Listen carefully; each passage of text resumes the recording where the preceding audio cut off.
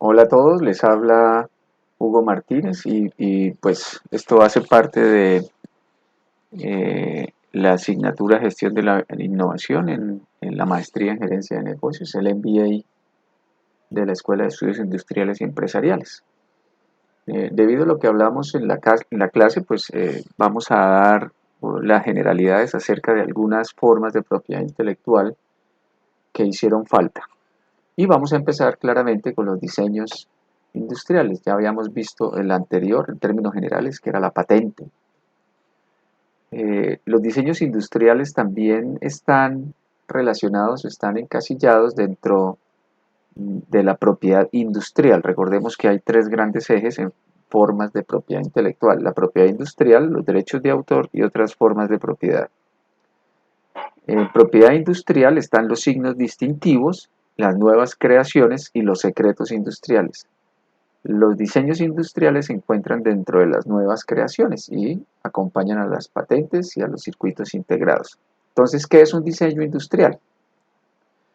De acuerdo a la Superintendencia de Industria y Comercio, un diseño industrial es toda forma externa o apariencia estética de elementos funcionales o decorativos que sirven de patrón para su producción en la industria, manufactura o artesanía, con características especiales de forma que le dan valor agregado al producto y generan diferenciación y variedad en el mercado.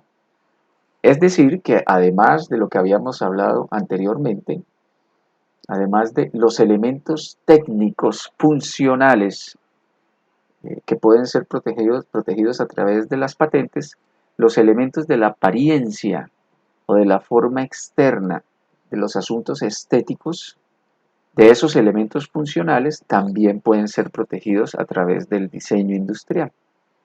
De esta manera nosotros podemos ver que el diseño industrial puede, por ejemplo, incorporar asuntos bidimensionales o tridimensionales.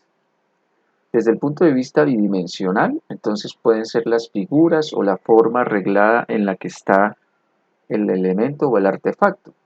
Por ejemplo, un tapete o tal vez una tela, la forma en que está configurada la tela, que forma unas figuras específicas. Esto puede ser protegido a través del diseño industrial, pero también aquellos elementos o artefactos de tipo tridimensional, como el que vemos aquí en la diapositiva, como una silla también, ¿de acuerdo? Entonces, podemos proteger a través del diseño industrial tanto los elementos bidimensionales como elementos tridimensionales. ¿Cuál es la condición de protección para proteger a través de un diseño industrial? El elemento fundamental es la novedad, es decir, que anteriormente no se haya publicado, no se haya mostrado o no exista ese diseño en el estado del arte, antes de que el diseño sea mostrado o registrado en la entidad correspondiente, en este caso la Superintendencia de Industria y Comercio. No debe existir un diseño igual. Entonces, la condición de protección de ese diseño industrial es básicamente la novedad. Y allí hay un elemento importante, porque entonces, ¿cómo sabemos si es nuevo o no es nuevo? Y allí es donde entra en juego un elemento crítico, que es el de las diferencias secundarias. Entonces, un diseño industrial es nuevo si tiene la suficiente novedad comparado con los diseños que existen hasta ese momento. Y aquí yo les traigo un ejemplo importante de dos tijeras para cortar rosas. Entonces, como ustedes observan, la tijera que se encuentra a la izquierda tiene el pico un poco más alargado, mientras que la tijera que se encuentra a la derecha pues tiene el pico achatado, por decirlo de alguna manera. ¿De acuerdo? Entonces, ¿esto qué quiere decir?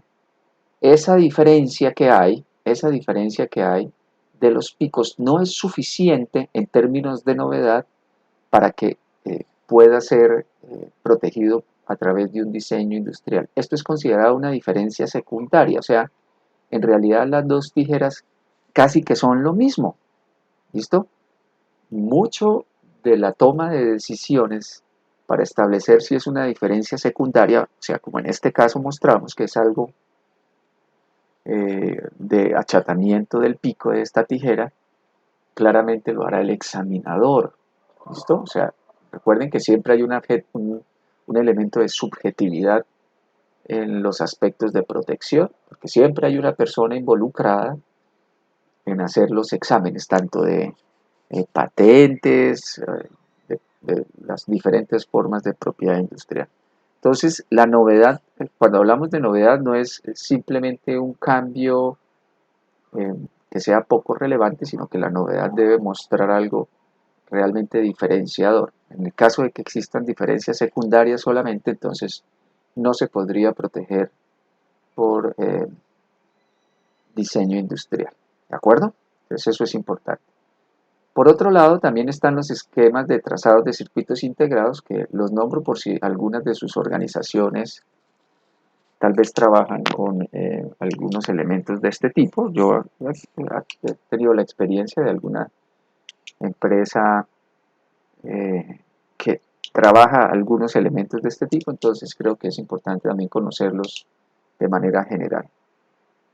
Primero, que es un circuito integrado, entonces son circuitos eléctricos muy pequeños que realizan operaciones electrónicas y que generalmente pues están en todos los aparatos electrónicos. Y pues si alguno de ustedes tal vez tiene idea del asunto, pues entenderá a mayor profundidad que cualquiera de nosotros sobre esto, pero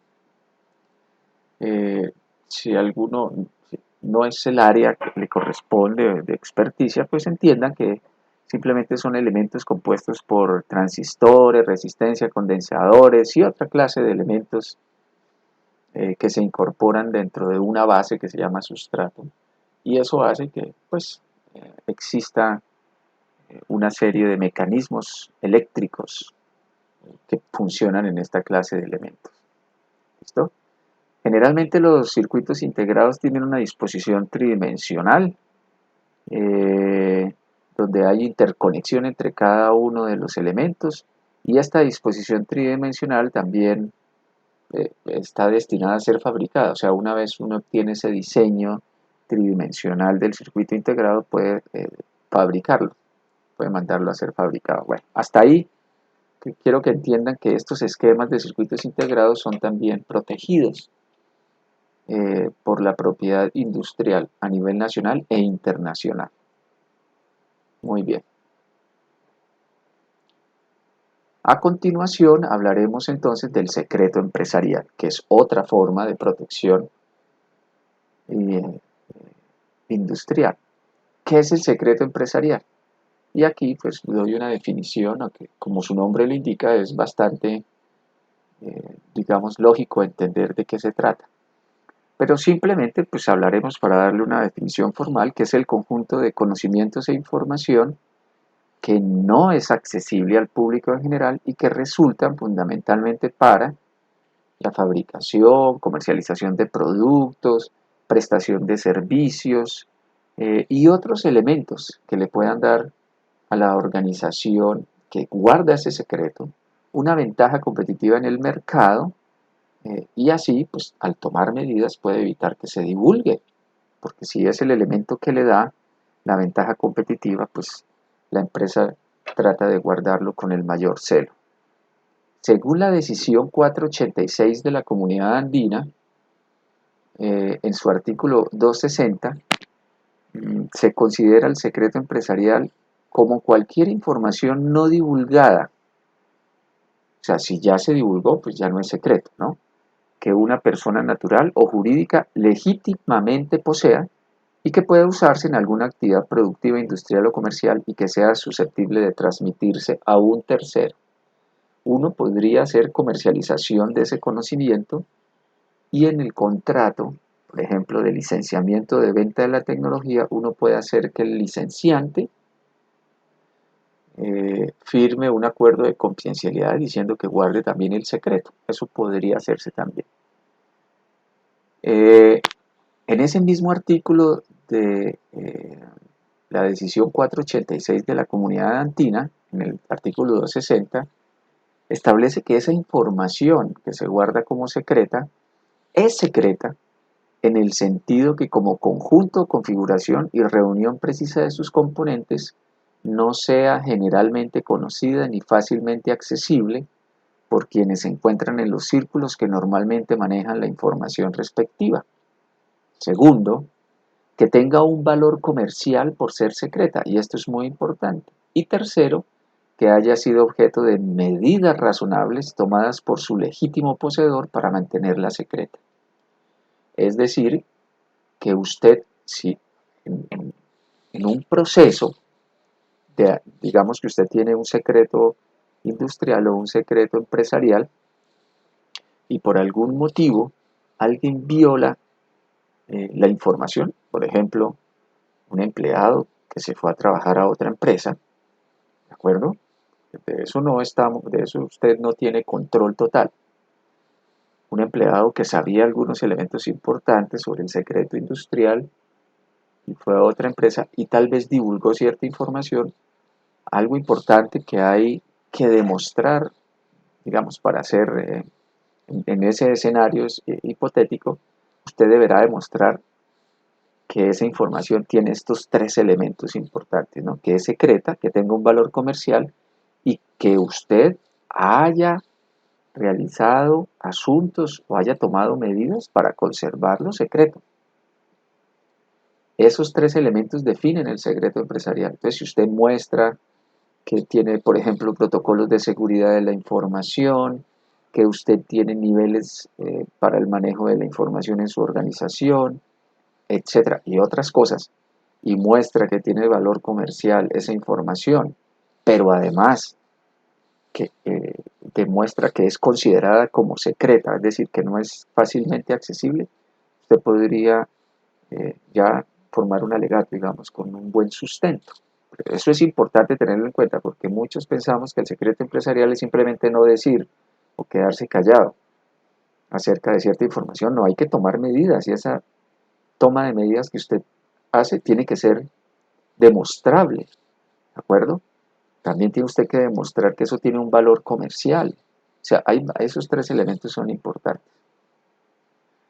¿Qué requisitos tiene el secreto empresarial? Que les decía, la información debe ser secreta, debe ser sustancial, debe tener valor comercial y debe haber sido objeto de medidas razonables. Ojo por eso, porque eso es muy importante. Entonces, cuando usted tiene un secreto empresarial, ojo que ese conocimiento o esa información es comercializable.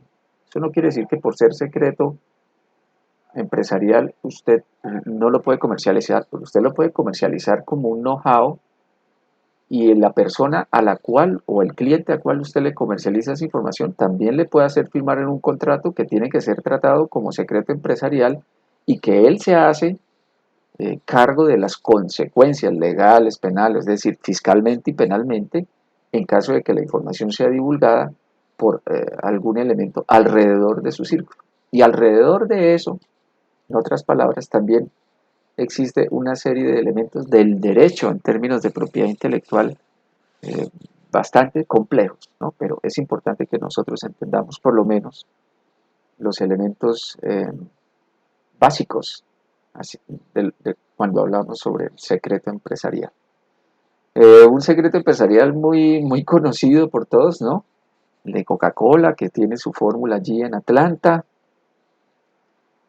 aunque muchos han dicho que ya se conoce la fórmula, la verdad es que pues, ha sido tratada de imitar en varias marcas, pero al final como que no se ha podido, ¿no? Se entiende que hay solo dos personas en el mundo que tienen las dos llaves para abrir esa caja que se encuentra en Atlanta y las dos personas están en lugares diferentes, apartados del planeta y cuando las dos se reúnen pues pueden abrir la caja y ahí está la fórmula original del creador de esta bebida, ¿no? Algo, digamos, bien interesante.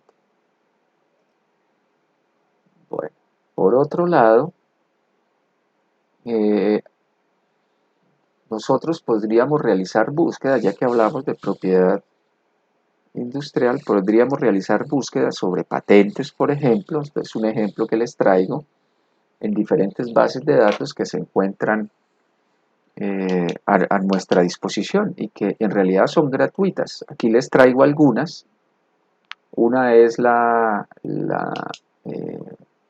la Oficina de Patentes y Marcas de los Estados Unidos, que se llama USPTO, es la que se encuentra aquí en la parte superior izquierda.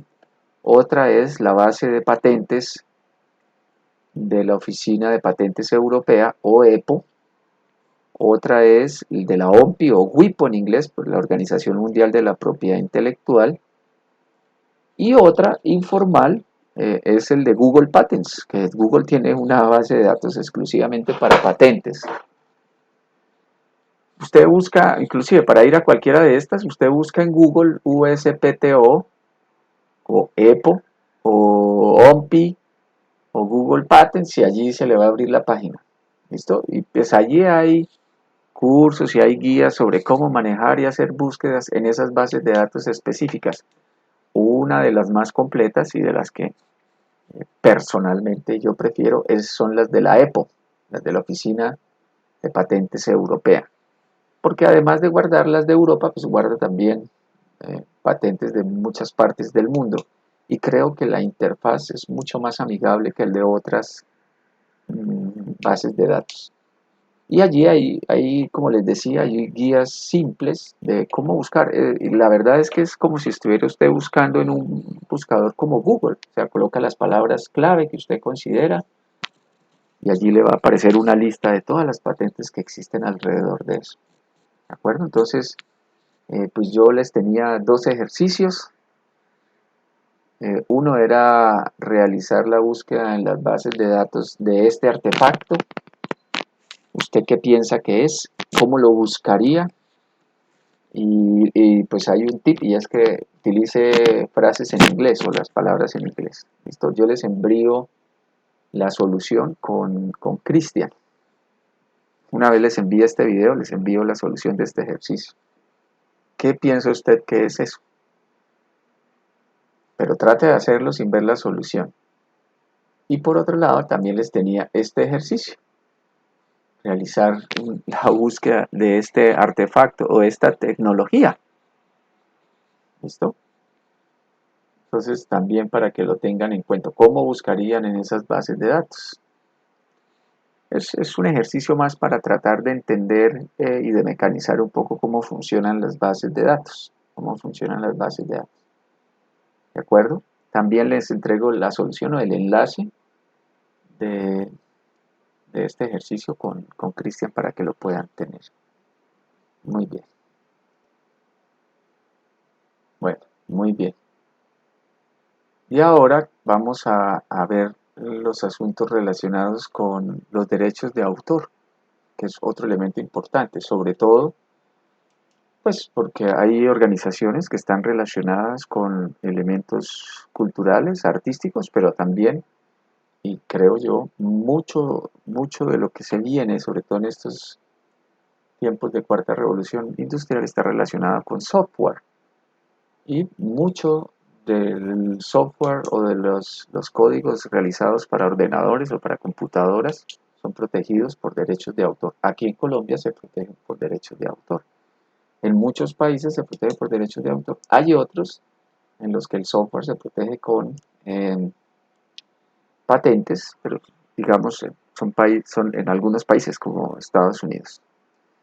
Entonces los derechos de autor son otro eje importante u otra forma de propiedad industrial, ¿no? Está la propiedad de propiedad intelectual.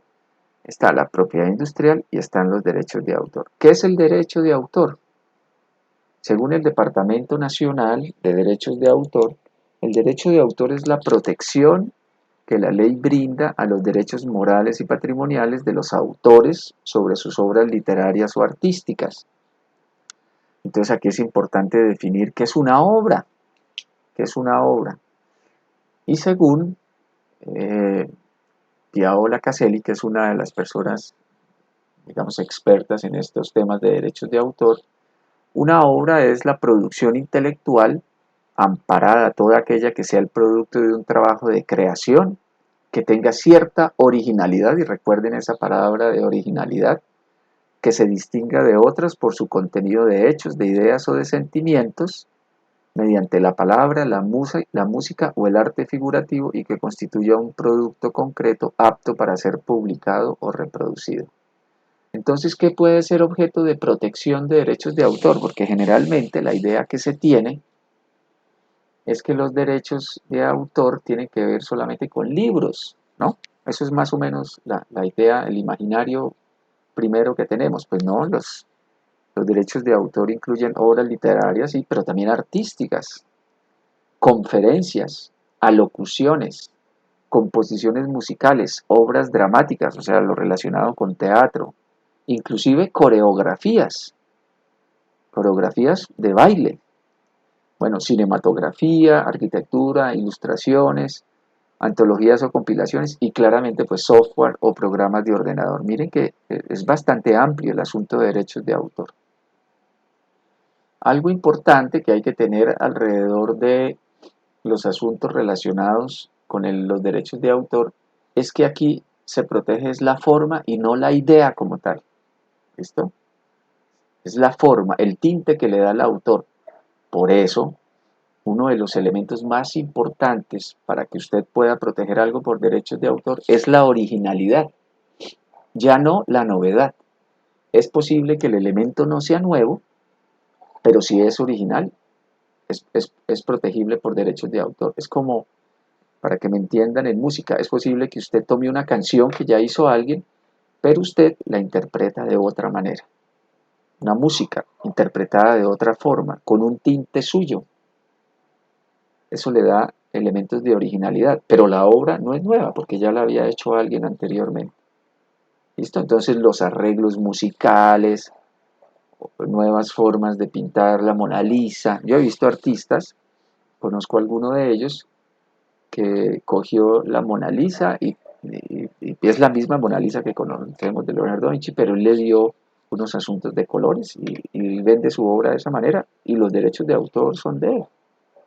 ¿De acuerdo? Entonces allí hay unos elementos importantes. Y otra cosa es el asunto que los derechos de autor, creo que es importante para todos, protegen el software.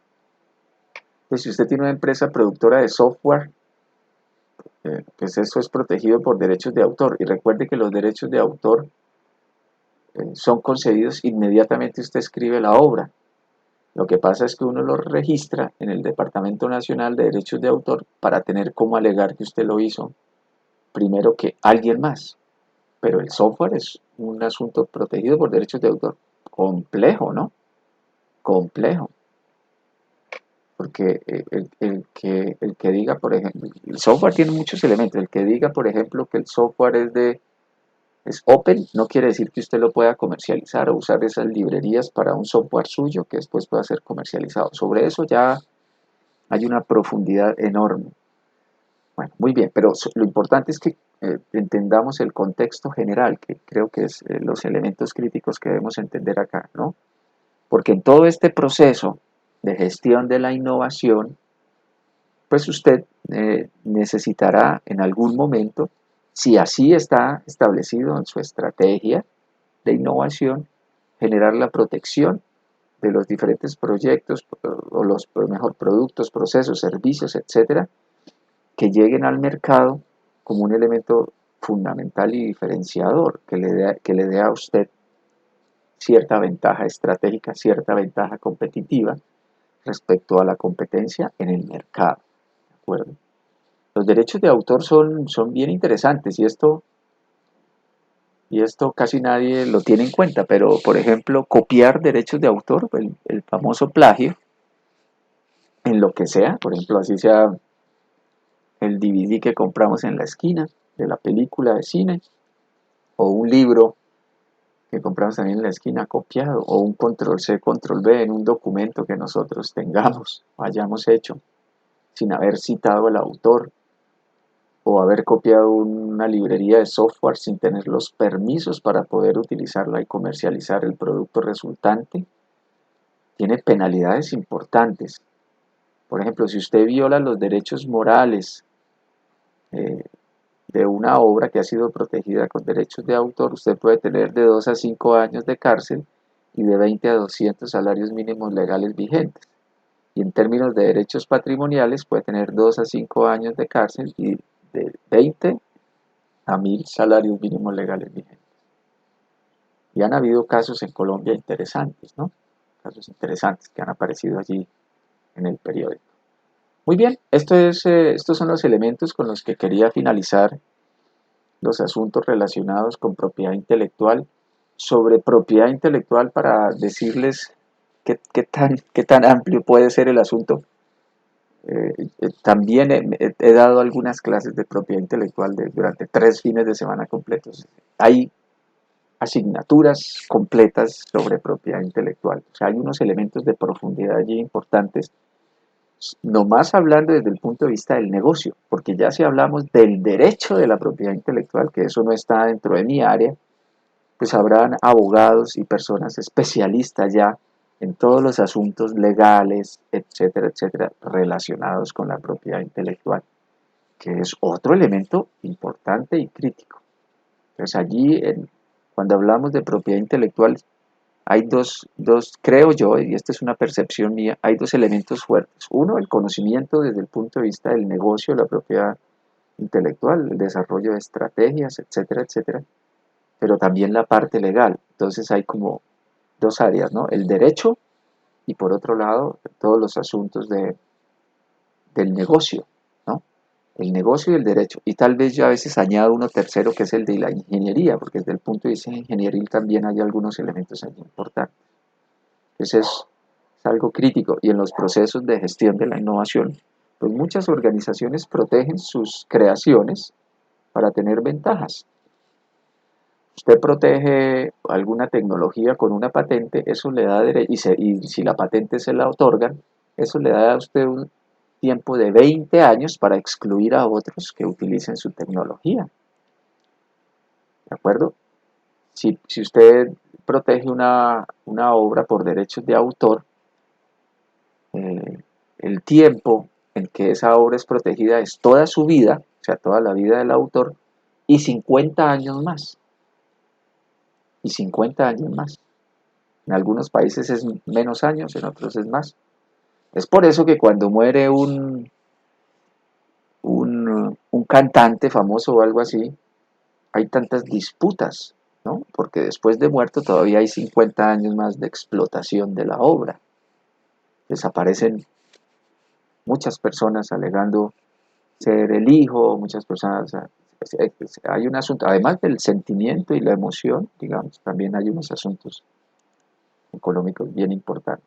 Muy bien, bueno, eso era todo, les agradezco muchísimo su atención, de verdad que fue muy energizante y fue todo un placer haber estado con ustedes y haber comentado estos elementos que espero despierten ese interés y además eh, permitan accionar elementos importantes en sus organizaciones para que empiecen a implementarlos. Les envío un gran abrazo y que estén ustedes, tengan un resto de tiempo en la maestría en gerencia de negocios espectacular. Bueno, hasta luego, que estén muy bien.